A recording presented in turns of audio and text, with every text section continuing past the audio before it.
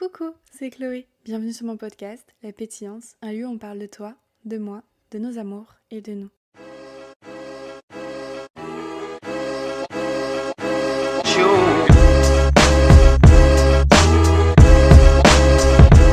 Coucou toi, j'espère que tu vas bien. Aujourd'hui nous sommes le dimanche 18 décembre, à une semaine de Noël et surtout le jour de la Coupe du Monde France-Argentine, que je ne regarde pas parce que le match se déroule maintenant. Alors, j'ai un esprit patriotique assez fort, j'avoue, et je trouve ça chouette.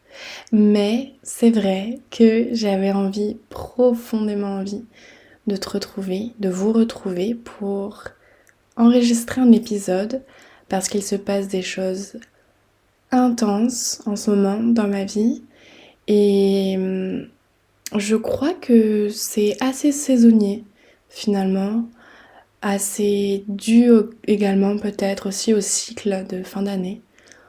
Un cycle se finit, un nouveau est prêt à commencer et en laissant les énergies et certains souvenirs ici à la fin de ce chapitre de vie et en ouvrant les bras pour recevoir tout ce qui arrive dans un futur très très proche maintenant, et de mon côté, je me retrouve dans un méli-mélo d'émotions et dans un méli-mélo de mouvements, de vie, d'expériences de vie là qui se passent. Et j'ai ce truc que j'appelle les vagues à l'âme. Les vagues à l'âme, c'est quand tu vis des choses extraordinaires ou pas forcément extraordinaires, mais qui t'ont procuré de façon particulièrement intense un paquet d'émotions ou une seule émotion très très forte et que tu te retrouves post cette situation, ce moment-ci, tout seul et qu'il y a toute cette retombée. Et comment tu la gères ? Il y a pas mal de petites expressions que j'ai pour qualifier des moments de vie comme ça, ou lorsque je dis par exemple avoir les larmes au bord du cœur, c'est quand t'es très très triste et que t'as toute cette tristesse ou cette déception ou cette colère qui fait que tu peux avoir les larmes initialement au bord des yeux, mais que là c'est tellement fort, c'est tellement poignant et que ça te touche tant que c'est surtout ton cœur qui est impacté et que c'est lui qui pleure. Enfin bref. Alors, peut-être que pour illustrer mon expression d'avoir les vagues à l'âme, on pourrait poser quelques idées de moments de vie vécus pour, peut-être donner une petite image plus explicite sur ce que sont les vagues à l'âme. Alors, récemment, j'ai eu beaucoup de jobs dans le domaine du modeling et c'est quelque chose qui me fait absolument palpiter. J'aime l'idée d'être utile, de permettre à une marque à travers mon image, à travers ce que je sais faire dans ce milieu-ci. Vous allez me dire de se faire de l'argent. Oui, c'est vrai.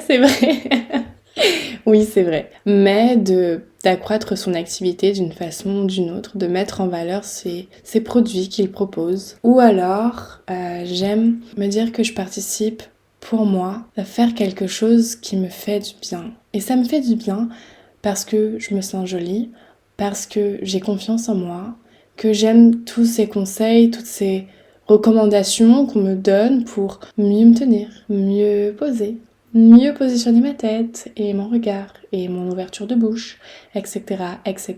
Et dégager cette attitude finalement qui rend si bien lorsque l'image est figée et qui rend si bien lorsque t'es là, toi, en train d'attendre que le photographe clique sur son appareil photo. Et c'est vrai qu'entre ça et entre les shootings plus réalisés sous forme de collab, j'ai souvent, après ce moment où je rentre à la maison toute seule, où je pose mes affaires, je range ce que j'ai à ranger, je me déshabille, je mets des choses, etc. blablabla. Bon, pas dans cet ordre-ci, mais... et je me retrouve toute seule. Et je me dis, waouh, je viens de passer plusieurs heures, ou toute la journée, ou même un début de soirée, à m'investir dans une cause auprès d'une personne, pour un groupe qui me tiennent à cœur. J'ai mis de mon énergie, de mon temps, de mon amour dans tout ça qui me tient à cœur et par le biais d'un métro retour, je me retrouve chez moi, dans mon canapé, à regarder sur mon téléphone si j'ai des retours déjà, des petits messages d'autres personnes ou bouquiner ou juste me retrouver en face de ma tasse de thé et me dire ok, comment je gère là ce sentiment de solitude que je ressens, comment je gère cette tristesse que je peux avoir, cette petite goutte de déception parce que ça y est, c'est déjà fini alors que j'attendais ce moment depuis je sais combien de temps. Autant vous dire que je gère très mal et que souvent ce que je fais, c'est que pour échapper à cette solitude qui est totalement normale finalement à proprement parler, puisque je passe d'un moment avec plein de gens dans un endroit souvent spécial, consacré vraiment à cet instant de shooting, à mon chez-moi habituel, à retrouver mon petit train-train de vie, entouré de mes meubles et du silence. Et bien je prends mon téléphone et j'appelle, ou j'envoie des messages, ou je regarde des trucs sur TikTok. Je fais tout ce que je peux pour échapper à ma solitude. Et ça encore ça va parce que ce sont des moments de vie finalement qui sont très quotidiens, qui sont pas extra, qui ne m'ont pas fait ressentir. C'est tellement ancré finalement dans ce que je fais. Alors que récemment, j'ai vécu quelque chose de très fort avec quelqu'un. Et quand je suis rentrée chez moi après l'avoir quitté le soir, quand on a quitté le bar, waouh, là c'était la descente aux enfers. J'avais un peu les larmes au bord du cœur. Et je suis allée dans mon lit et je me suis dit d'accord, et qu'est-ce que je fais? Est-ce que j'envoie un message? Est-ce que j'attends d'en recevoir un? Et puis qu'est-ce qu'il a pensé?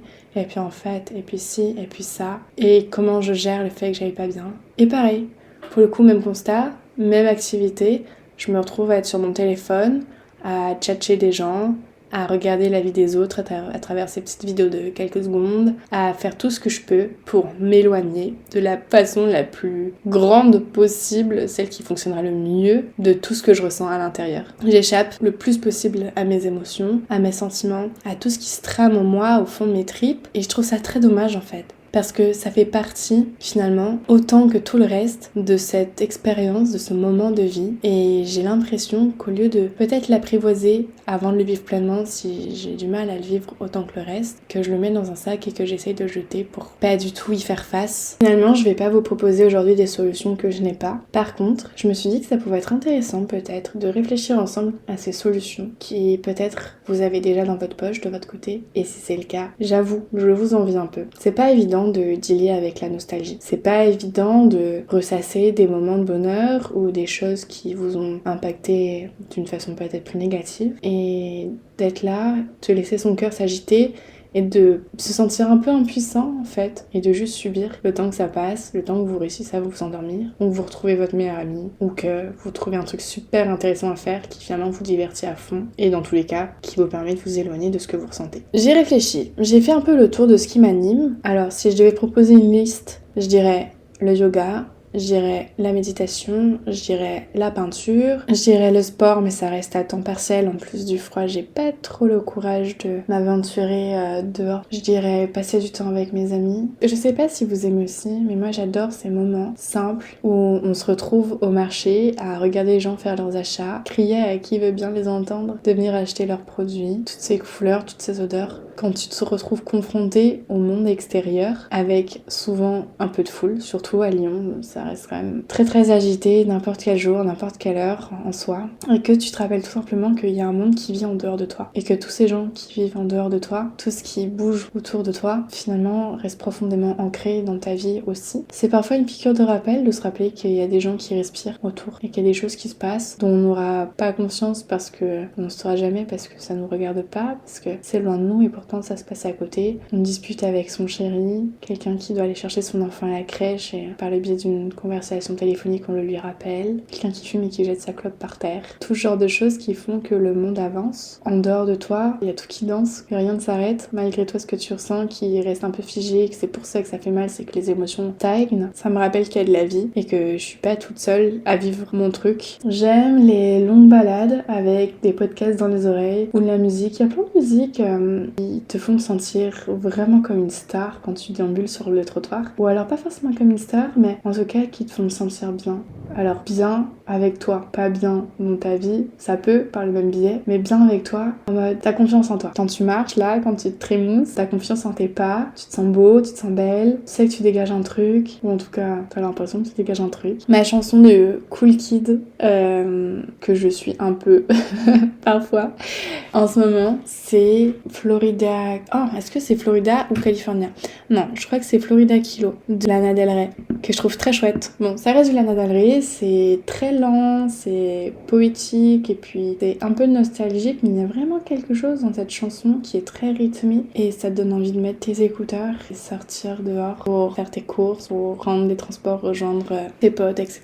Sauf que parfois c'est compliqué, en fait, de mettre en place ce genre d'activité, ou n'importe quel autre genre d'activité, mais quelque chose qui te stimule, qui te rappelle que tu vis. Et oh, on s'arrête pas là sur ce qui se passe, ça va passer, c'est juste quelques secondes, quelques minutes, quelques heures, quelques jours qui sont super pénibles à vivre, c'est super désagréable, mais rassure-toi cocotte, ça va aller. C'est compliqué parce que on n'a pas forcément l'énergie, et puis parfois on a ce truc de, en tout cas moi je l'ai, et j'aime pas trop ça chez moi, ce truc de se conforter en fait dans cette douleur. Ma mère me l'a dit plusieurs fois ça, alors comment elle tourne sa phrase exactement, je sais plus. Mais vraiment ce truc de rester dedans parce que c'est confortable en fait, parce qu'on n'a pas la force d'esprit sur le moment de se dire ok je me bouge, ok vas-y je mets ça en place pour moi. Ça me rappelle un peu les ruptures en fait, quand au bout d'un moment tu restes tellement dans ton lit ou chez toi à ressasser ton mal et que t'oublies que justement en dehors t'as gronde de monde, de bruit, de fou, de vie, tu te reposes sur tes petits battements de cœur qui sont là, on dirait qu'ils vont s'arrêter tellement ça va pas, et quand t'as ce déclic de ok ça y est je me bouge les fesses, je me reprends en main, je me repimpe un petit peu, je mange des choses ou je remange tout court, des choses qui me font du bien, je ressors, je revois du monde, j'arrive à ressourire et puis après à rigoler sincèrement blablabla,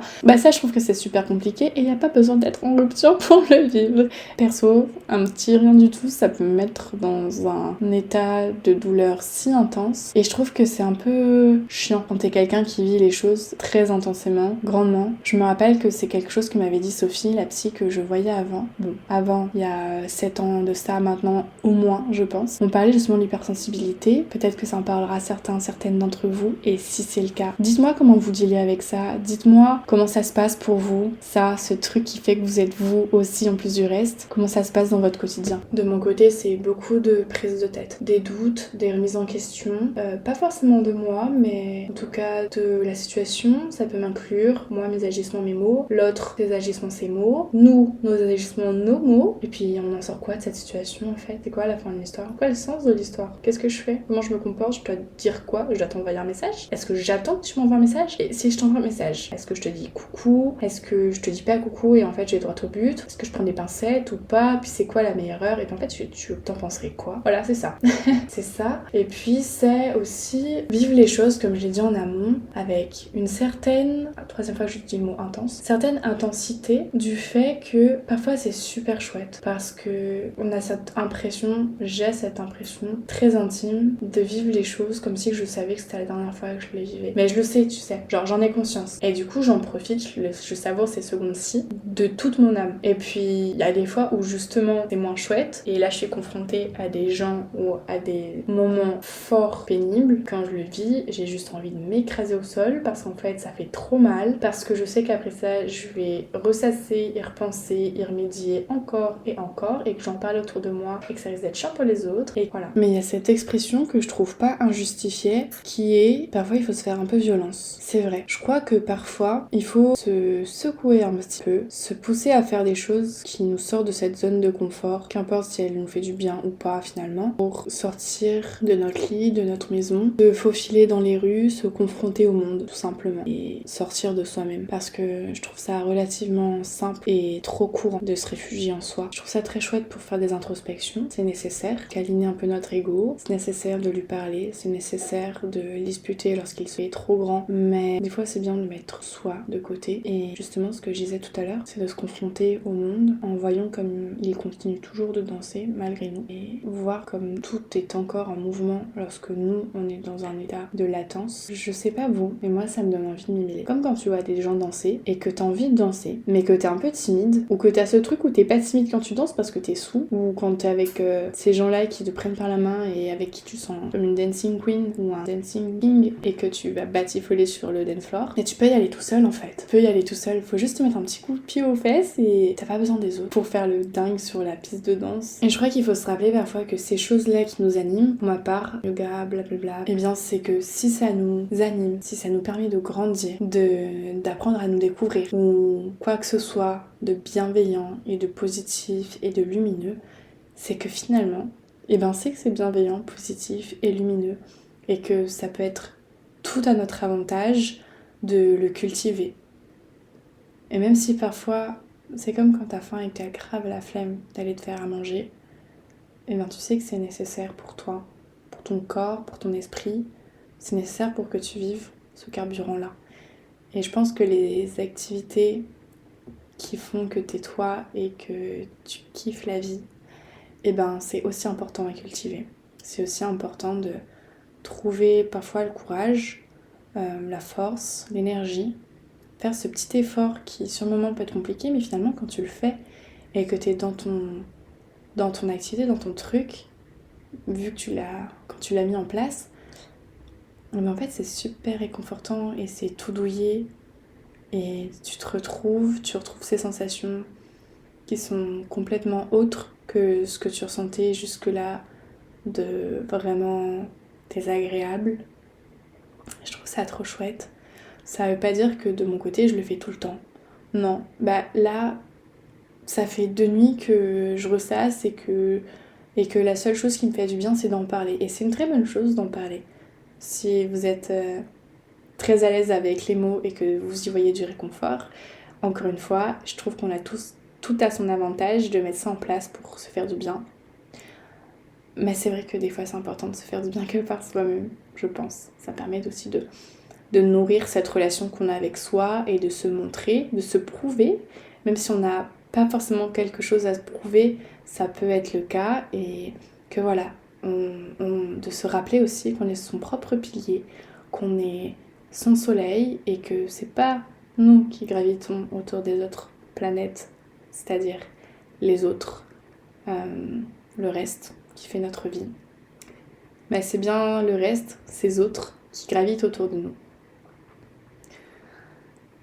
Et oui, et donc je disais que j'ai vachement de mal en fait à me bouger les fesses. Là, ça fait quelques heures que j'ai réussi à sortir, où je suis allée chez mon amie pour son anniversaire et que c'était super chouette et qu'on a trop bien rigolé et qu'on a passé vraiment un moment de qualité et que c'était trop cool. Mais là, je sens que ça retombe. Je sens que, en fait, ce qui m'aurait fait du bien pour compenser justement ce mal-être que je ressens face à ces jobs là trop chouettes de cette semaine-ci, à ce moment que j'ai passé, petit spoil, avec Cosmé ces derniers jours, ça aurait été de rester avec elle et pas de rester avec moi. Alors quel philosophe disait que... est-ce que c'est un philosophe ou est-ce que c'est juste mon prof de philo en fait qui s'est basé sur des choses, des gens que je ne connais pas, je me souviens pas, peut-être que ça existait même pas, il parlait juste à titre d'expérience personnelle, je sais plus. Ah non, je suis sûre que c'était quelqu'un qui disait qu'en fait, on échappe à notre personnalité parce que être avec soi, c'est souffrir. C'est un peu ça, avoir les vagues à l'âme, je crois, d'une certaine façon. Être avec soi, c'est, ruminer, c'est tout faire pour ne pas l'être. Jouer à des jeux vidéo, regarder une série, lire, peindre, aller jouer au basket. Tout faire pour échapper à ce silence qu'on a quand on est avec soi. Échapper à toutes ces pensées, toutes ces craintes, tous ces doutes, toutes ces choses qu'on a à faire, tout ce qui a déjà été fait, mais peut-être qu'on a mal fait, tous ces gens, tout ce que machin, qui batifolent là dans notre tête. Voilà. Petite chose que j'aime, que je fais pas assez, et je vais y remédier. C'est bien que je fasse ce podcast, ça me rappelle que j'ai toutes les ressources en moi pour aller bien et pour pallier ces moments particulièrement chiants de la vie, mais qui pourtant sont tellement essentiels au bonheur, sinon sans eux, le bonheur serait parfois pas forcément palpable.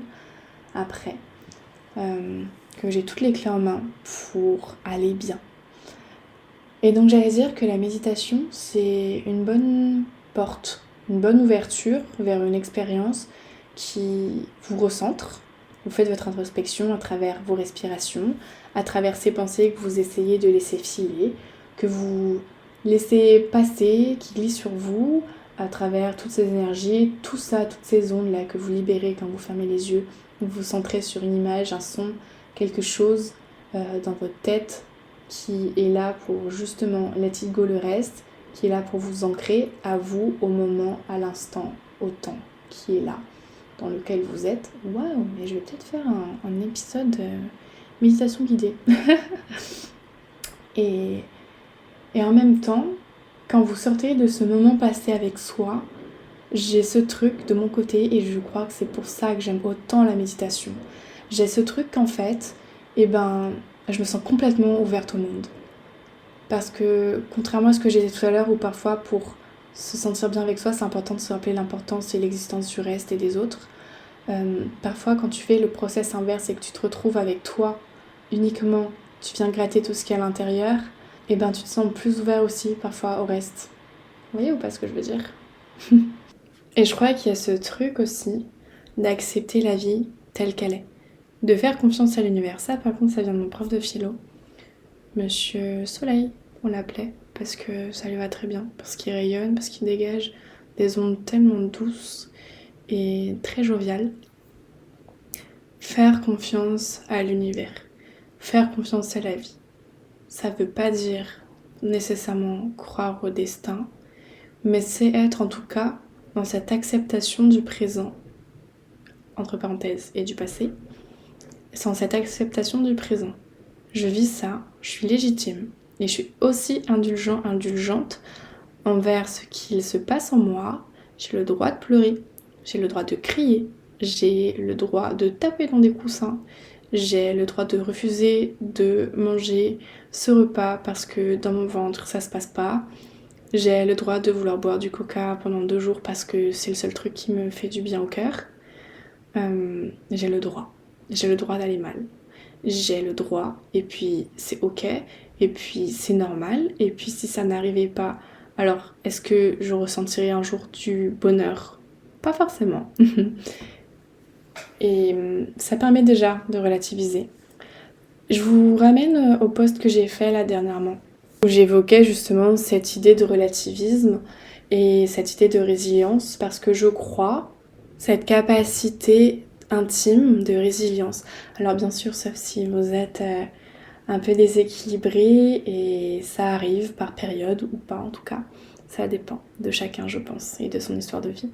Mais je pense qu'on a donc cette capacité de résilience, de trouver les clés, de trouver les ressources, de faire en sorte d'aller mieux, pour ensuite peut-être faire en sorte d'aller bien.